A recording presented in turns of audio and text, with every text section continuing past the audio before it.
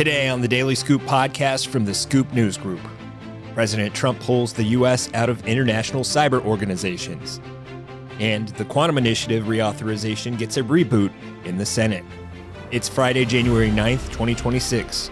Welcome to the Daily Scoop podcast, where you'll hear the latest news and trends facing government leaders. I'm the host of the Daily Scoop podcast, Billy Mitchell. Thanks so much for joining me. And now let's dive into the day's top headlines. The Trump administration is withdrawing the United States from a handful of international organizations that work to strengthen cybersecurity. As part of a broader pullback from 66 international organizations, the administration is leaving the Global Forum on Cyber Expertise, the Online Freedom Coalition, and the European Center of Excellence for Countering Hybrid Threats. Trump's decision is in line with a president who has expressed hostility toward the existing international order.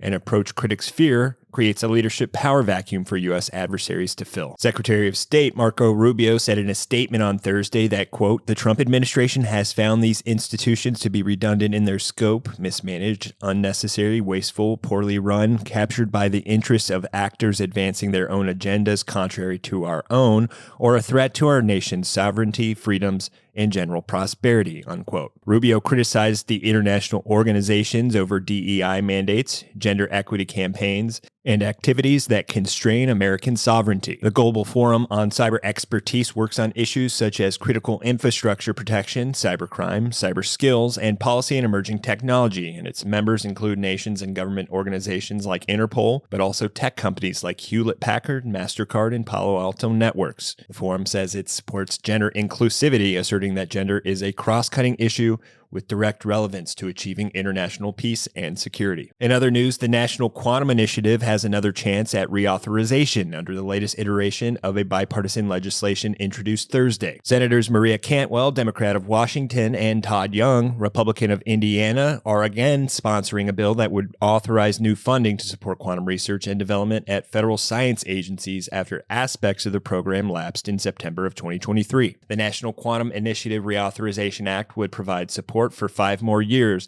of the coordinated efforts at agencies, including $85 million per year for the National Institute of Standards and Technology and $25 million per year for NASA. The National Science Foundation and the White House Office of Science and Technology Policy would also play key roles. Introduction of the new legislation comes after past attempts at reauthorization failed to pass Congress. The previous Senate reauthorization, introduced in 2024, didn't advance out of committee, and a House bill from 2023 was unanimously approved by committee but later stalled. Quantum continues to be a promising and globally competitive area for R&D as researchers work toward advancements in quantum computing.